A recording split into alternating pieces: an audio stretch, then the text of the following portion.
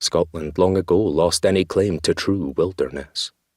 Since the end of the last ice age, some 10,000 years ago, this land has been moved through, occupied, cut up, cut down, dug out, built on, and entirely changed. No parts, even those areas that are perceived as the most extreme or remote, have been left untouched by people. What has happened to our landscape is an accumulation of interventions, of events, of life. It began with hunters stalking their prey north and killing and cooking on land that we now call Scotland. In the process, they left behind simple piles of shells and bones in rubbish pits known as middens, fish bones, deer antlers, hazelnut kernels.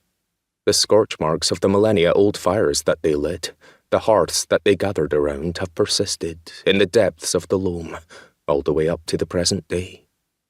As time passed, these traces, so faint and fragmentary at first, built inexorably.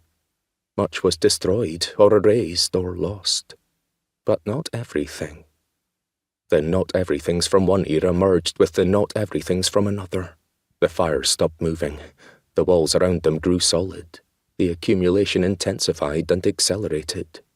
Ploughshares started to rip up the ground. Axes, and a cold, wetter, windier climate began to clear the forests. Bit by bit, communities overspread the land, turning the wilderness to their own ends. The result is that today we live entirely among the physical impression and presence of the past. Often it emerges in the shapes of our towns and cities, in the ways our fields look, in the bare reaches of our sheep-wandered hills and moorlands. Just as before, so much has been destroyed or erased or lost. But at the same time, the list of the not-everythings from successive periods has grown vast. Some have even been afforded special status, segregated from the present to be offered up as preserved, curated ruins and tourist attractions, even adopted as national icons. A handful receive millions of visitors each year, but the majority do not.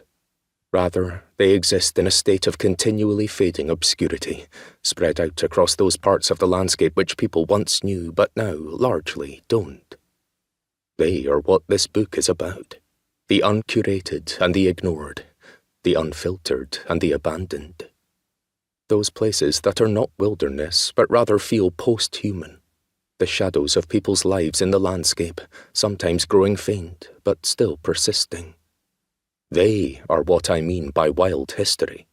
History set adrift, let loose, let go. History, in some sense, set free. Just there, overgrown, overlooked, and increasingly untamed.